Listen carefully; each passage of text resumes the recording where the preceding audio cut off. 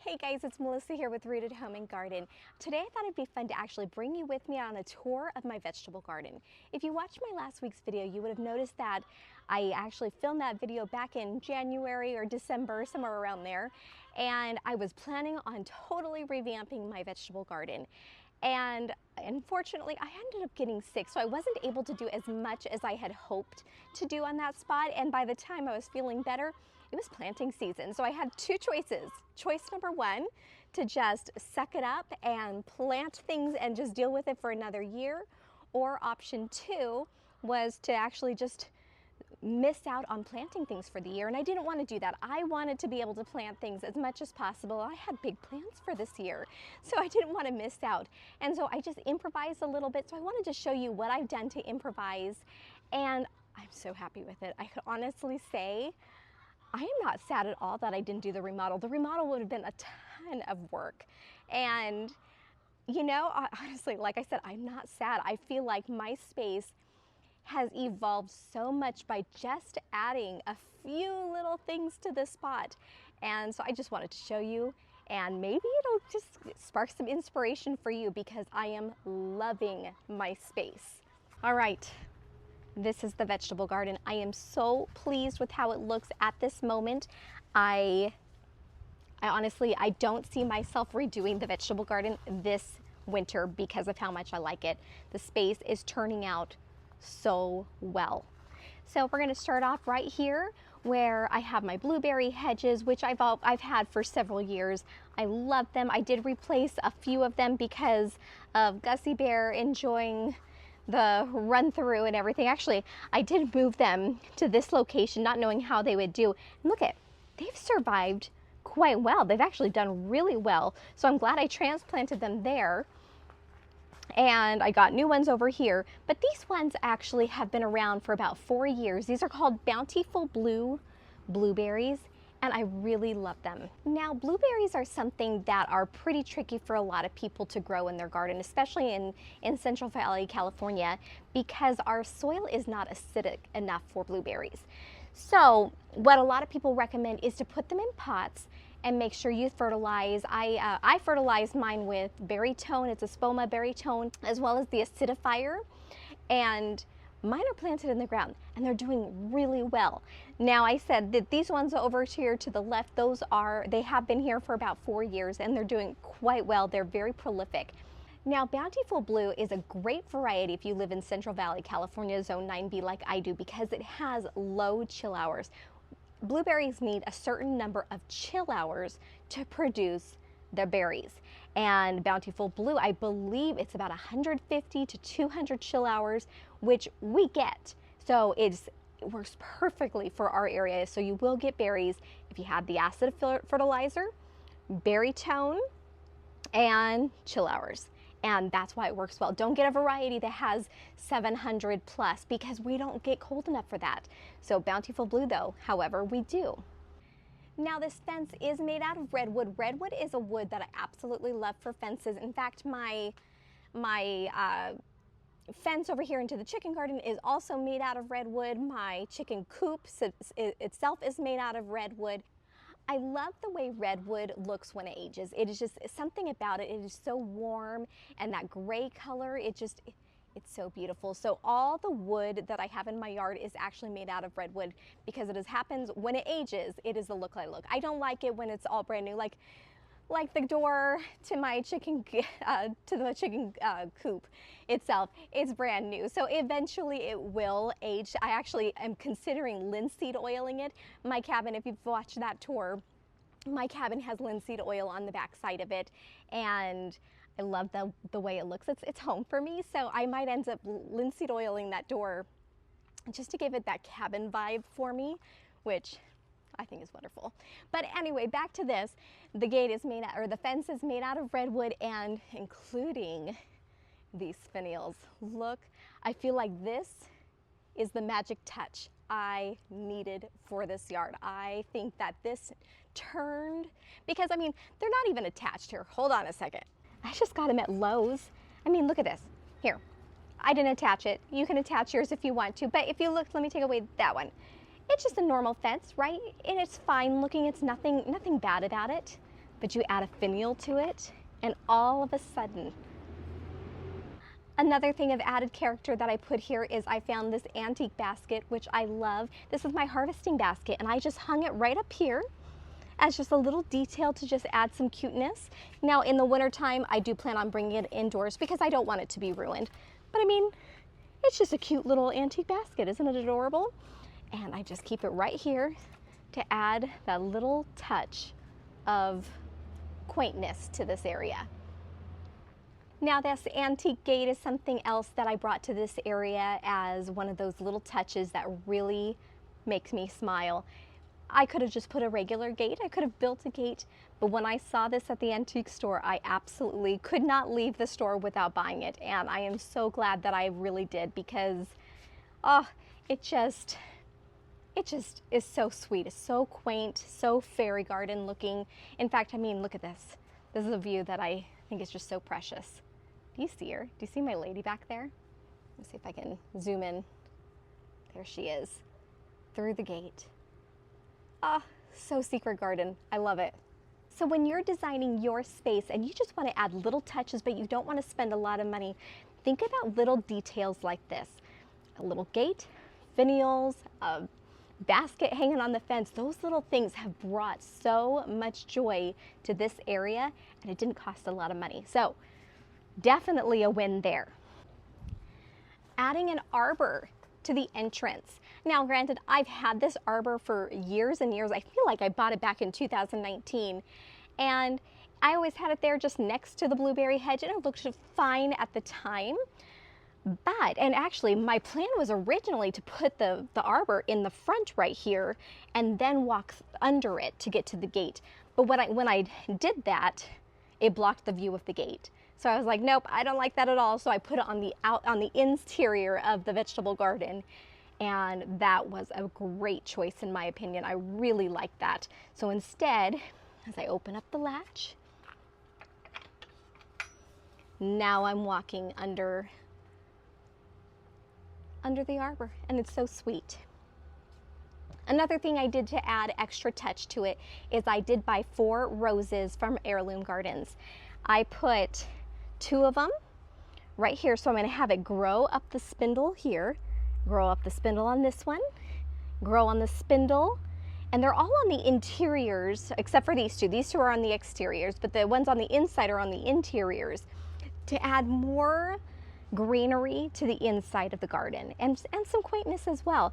Unfortunately, this one over here did die while I was gone on vacation. Now, this was not Heirloom Gardens' fault. Their plants arrived perfectly healthy and beautiful. I was very happy with it. This obviously was user error. What happened, I went on vacation. When I came home, I saw it was dead, and so I tried to assess and figure out what happened, and it turned out that the area was just getting too wet. So what I did was I just moved the rocks out of the way so I can see what happened. And this area, it's too wet. There's a lot of moisture still, so I have to correct this area before I buy another rose to replace it, which is such a shame because it was so beautiful. I don't think I have any blooms on it at this moment, but it had several, and I'll tell you, it is such a beautiful apricot color. I love it. So sweet. I'll put the name of the varieties that I purchased on the screen because I don't remember it at the moment, but definitely quite pretty. All right, the next thing I did to the yard to kind of upscale it to make it feel better for me is I added some solar lights to each of the beds that I have. So I had 2 solar lights per bed. I say but that was really my husband who did it, so he put the lights on, I did not. So my husband installed these solar lights for me, and I'll tell you, it illuminates this entire walkway. So at nighttime, it's lit up all the way to the lady, and I think it'd be really cool to get a spotlight and put it maybe right in front of her, like right there, and have it shine up on her face. Wouldn't that be beautiful? So it's like the pathway directly leads to her. I think that would just be beautiful. Now, another thing I've done to the vegetable garden to add just a little bit more quaintness is I filled my window boxes. I hadn't done that all season long yet, and I decided I'm just going to do it, get it done. And what I did was I put some perennials in it, so hopefully they keep coming back year after year, so I really don't have to do much to it. Right now, it's looking pretty wilted because it's the afternoon sun, but I have some penstemon in it as well as sweet potato vines, and they look so beautiful. Well, it does when it's not, 90 degrees in the afternoon, but by this evening, it'll perk up and look better. But that's what it looks like at this moment, and I really am glad I did it because I feel like just having the empty one there just made it look uck, and I didn't like it. I felt it looked uck, and yet I still didn't plant something up. So I thought, you know what? I'm not being so good with annuals this year. Putting a perennial in instead that I don't have to do anything will just make my life so much easier. And from my understanding, now this is the first time I've grown sweet potato vines, but from my understanding, they can be a perennial for us. Now, most of the time, I don't see it as a perennial here. I normally see it as an annual. But you know what? Why not try it and find out if it does? Maybe some years it will and some it won't, depending on the winter. But it's definitely worth a shot. And the fact that the penstemon for sure is a perennial for us, that will come back year after year. So that's less work that I have to do. Now, adding the cattle panels was another thing I did to up the space. I wanted something different. I wanted this area to feel more cottage garden, more secret garden look. And I feel like a lot of people were doing the cattle panels, so I wanted to try it out. And I'll tell you, it was a game changer. I feel like this was the #1 reason why I love this space so much. It's because of these things, and they weren't that expensive. I bought 2 cattle panels from Tractor Supply, and I did cut them in half, and so I have 4 panels now total. I have 3 in here, and I have 1 in that back corner over there. And it is a game changer for me. I really like it. Now, what I did was, let's see if we can find a spot. So I have rebar that's in the ground, and then I bought these. My husband reminded me last night what these were called. Now I don't remember what they're called, but it's just a hollow metal tube that went over the rebar so we don't see the yuckiness. And I really like this because then we took some, can we see that? We took some of this wire, and we attached it to it so it would just kind of blend in together. I did have those like those green stakes. They just they're not very pretty. I didn't like the way they look, so I'm really glad I took the extra time to buy these things to make it blend in with the cattle panels, because to me it looks so much better. But buyer beware, it's not easy to hang up these cattle panels. I had a very tough time, and it was my my teenage son, my teenage daughter, and my husband and I put up these cattle panels.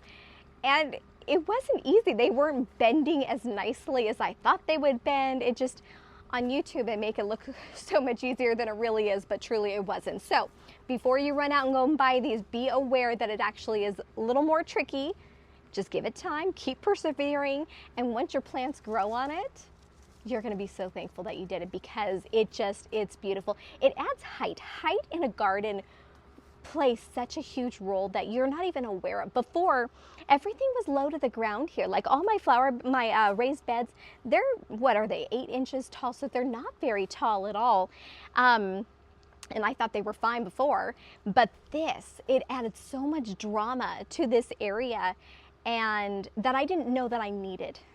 Now, my lady, I bought her from Unique Stone. I actually purchased her back in December, and she just arrived right before our block party. Our block party is on July 3rd. She arrived on July 2nd, and I had planned on putting her from the new design up. She was gonna go right here in the center with mint all around her, and it was going to be so beautiful. But because we didn't do the new design, I had to tuck her in someplace, and it's a huge party that we do. So I needed her to look pretty wherever I put her. And so I just tucked her away into the raspberries, and I'm so glad I did. Doesn't she make the raspberry area look so much better? I'm not gonna lie, I still don't like the raspberries here. It's, what my problems with having the raspberries here, let me list them for you. #1 is raspberries have suckers. We all know that. That's not news for us. And I thought I can maintain it, which I can. I can maintain it, but what I'm noticing, if it's growing behind the raspberry trellises next to my jasmine, that's where I'm having a hard time because I didn't leave enough space for a walkway, my fault, between the jasmine and the raspberries. And so I'm having a hard time going in there, digging them up. I'm getting pricked, I'm getting poked, having to constantly trim the jasmine away from it. That's causing me stress. So I do plan on still moving that. At least I think I still plan on moving it because of those issues. Everything else, though, I think is fine. I think she's beautiful there. The berries are very happy where they are. They are producing like crazy for me, and they're delicious. But I don't like the raspberries growing into the jasmine, and I don't like the jasmine growing into the raspberries. Both of those together needed more space that I did not give them. So that's my fault, not their fault. But still, it's still a problem that needs to be addressed.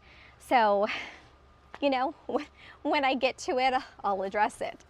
But for now, it's working out well, and having this sundial here, even though I despise having to go behind everything and cleaning it up, it now makes it like, okay, well, I have to do it. So the chore isn't nearly as a chore as it was last year because I've made it cute.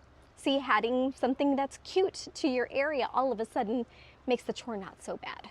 Now, one thing I haven't talked about yet that I talked about in that last video that I did was putting in a Belgian fence in this garden, and I still want to do that. I think it's such a phenomenal idea, but what I need to do is figure out what tree I'm going to use for that. I need a tree that can tolerate a lot of shade. I have to actually pay attention to see how much shade this area gets. It might be all day shade. I have no idea. I need to be out here early in the morning and really focusing on that spot to see how well or how much sun it actually gets. One of the trees that I'm really considering is a ginkgo tree. Now, there is a variety of ginkgo trees that stay small and compact, and I thought that would be so beautiful, having the golden leaves as a, you know, making the diamond shape throughout. I think that would be so beautiful, but I do not have it set in stone yet. And even if I say it is set in stone, I can still change my mind. It happens all the time, and that's okay because, again, this is my space and I need it to be good for me. So, but anyway, my plan is going to be sooner rather than later having that Belgian fence. I'm really hoping that I can actually do that this coming spring because I think that would be really cool. Yeah, it'd be a ton of work, but it's going to be worth it. And I really like that idea. Now, one of the other ideas that I've had, I think I mentioned on the last garden tour that I did, was I'm going to take this fig tree and I'm going to turn it into an arbor that goes into this, this side yard is actually, we call it the courtyard, but it's just a side yard. But having a fig tree arbor go over the gate to the other side, wouldn't that be beautiful? And I am very excited to do that. That is something else I'm planning on doing this spring or late winter because I want that structure. I think it will be absolutely beautiful, and it's another whimsical thing that you just don't realize that you need until you have it, right? Now, let me clarify, nobody really needs all this extra stuff that I have. I don't need it, you don't need it. It's just, it's fun when you have it. And that's where I'm at right now, where it's like, I want my garden space to be fun and beautiful for me. And you know, that's what I'm achieving. I could have spent thousands of dollars renovating this whole area, and I didn't have to do that. I've spent maybe $120 doing all this, maybe $150. So I mean, it's a huge difference in comparison to what it could have been if I'd done that big remodel that I was planning on doing. Now let's talk about the kind of things that I actually have growing in my vegetable garden at this moment. We're going to start off with the watermelon. I did plant some watermelon on this wooden arbor, and as you can see, it's growing so well. It's so healthy, it's so happy. I have lots of watermelon growing.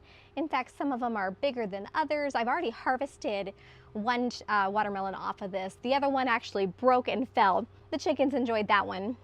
Now you can absolutely grow watermelon, cantaloupe, honeydew, pumpkins vertically, anything like that. You can grow them vertically and it makes it, number one, a dramatic look. Number two, when you have a small garden like I do, it gives you the space to do it.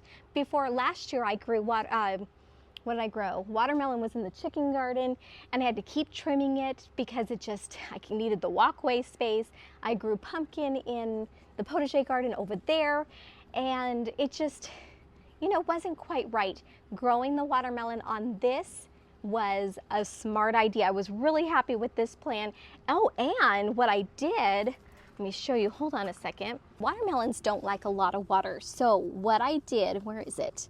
Over here, there's a shutoff valve over here so that when the watermelon reaches maturity, I can just shut it off so that it doesn't get water anymore, and then they can really sweeten up. So in this first bed over here, I have strawberry, sorrel, peppers, and San Marzano. Is that what it's called? San Marzano? Oh, this is called Amish paste. So this variety is Amish paste over here. I will say my peppers have not done great this year. If you guys grew peppers, how have your peppers been this year? I feel like I've harvested one off of them. Now I can see I do have peppers on them, but it hasn't been abundant. Now last year, and actually in multiple years, they've always been abundant, but my tomatoes have never been this abundant. Now this year, my tomatoes have been growing like crazy, but my peppers haven't. So I don't know, I feel like I have stuff crawling on me. So I don't know if it's the weather. We've had such a mild summer this year that maybe the tomatoes are thrilled because of the mild summer and maybe the peppers are not. I don't know. I'm just guessing, I'm just thinking out loud, but I just think it's interesting that I'm not doing anything differently and my peppers just are not doing amazingly like they normally do. Normally I'm just picking peppers left and right, and I have, let's see, 3 in here and I have 6 in my chicken garden in both locations. They're not great, which is unfortunate because I really like peppers. All right, so this variety right here is Amish paste, and it's been okay. It's done well. I've picked a few off of this, but not a whole lot of tomatoes on it. So it's not a prolific tomato. This is obviously a pasting tomato, good for cooking instead of actually slicing. But you know what? I've actually been slicing these tomatoes, and I've noticed something that I actually prefer the paste tomatoes for slicing instead of slicing tomatoes, and I'll tell you why.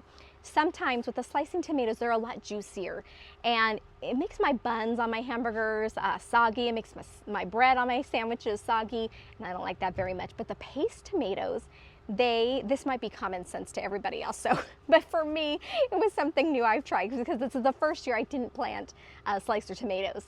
But I've been using the paste tomatoes for my sandwiches, and they don't get soggy because they have less water content in them. So that was something new for me, and I was very happy with that. So if you didn't know that, there you go. If you did, good for you.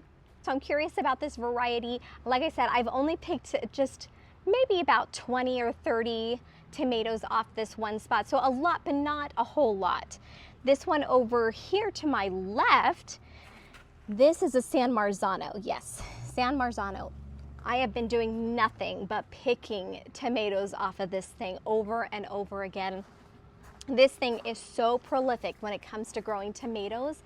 It's been phenomenal. I definitely recommend this variety. Again, this is a paste tomato as well for cooking.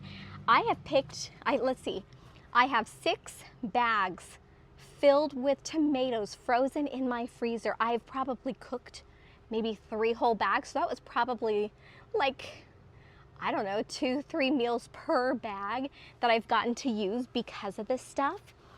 Amazing. So I have 2 San Marzanos on this side. I know I have more somewhere. What variety is this? Okay, so this variety over here, this is called Sugar Lump. It is also an indeterminate tomato. And I've gotten quite a few. I've gotten quite a few tomatoes off of this one. Not nearly as much as a San Marzano, but way more than the Amish paste. So there's that. I will say though, it doesn't look nearly as full and clean as the San Marzano does. Now it could be because we were away on vacation for a month in July, and when I came back there we had that what is that bug called? Leaf-footed bug? Anyway, it was infested with it, so I had no choice but to spray this whole area. I didn't want to, and I haven't sprayed all season long except for this week because of that reason. In fact, I still see some babies here. Let me show you. Right there. You see it? I know it's awfully dark. There it is. Right there. They're super easy to kill. Oh, there's a whole bunch of them. But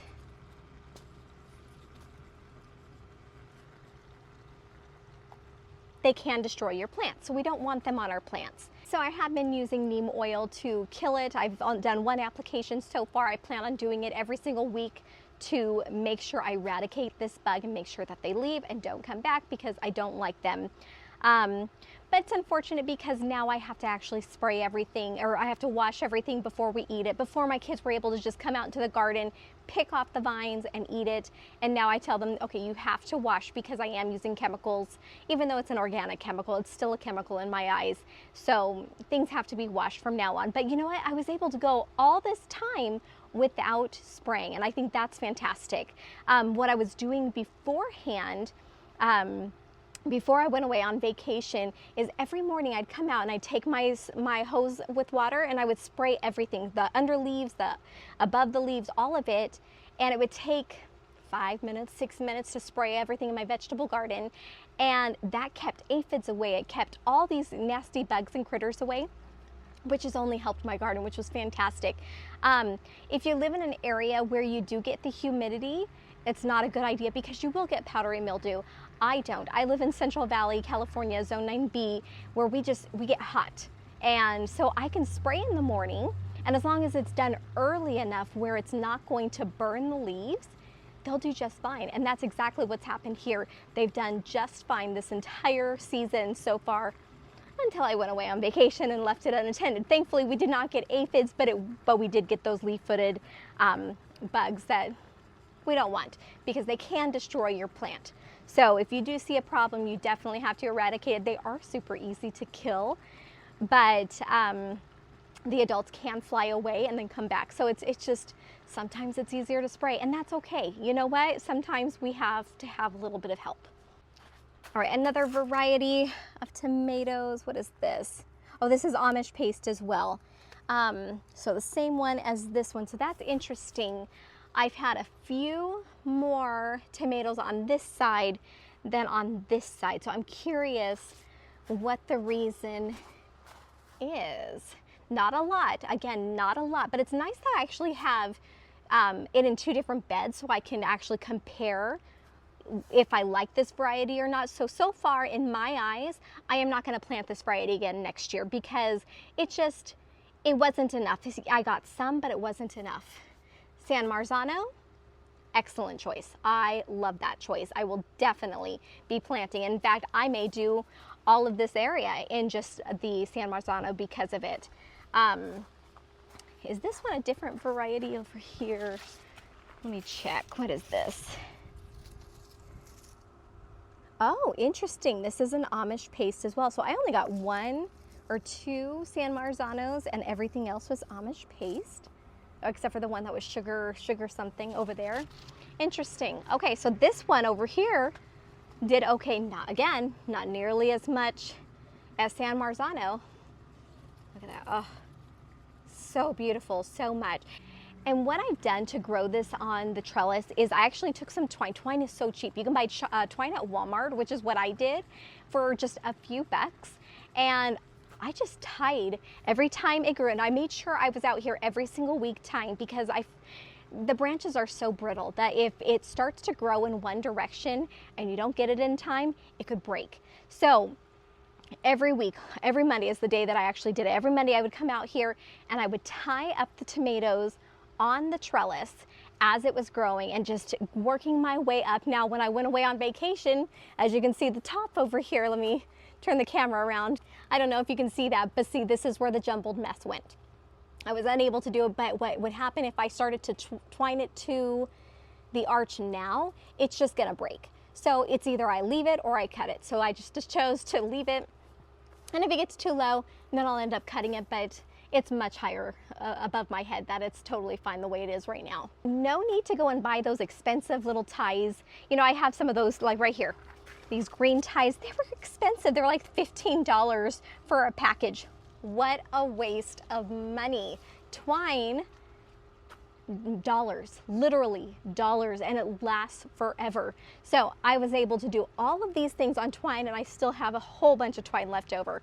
So easy to do, easy to cut, easy to throw away, and or you could just save them for next year too if you wanted to. I'm sure it would work out just fine.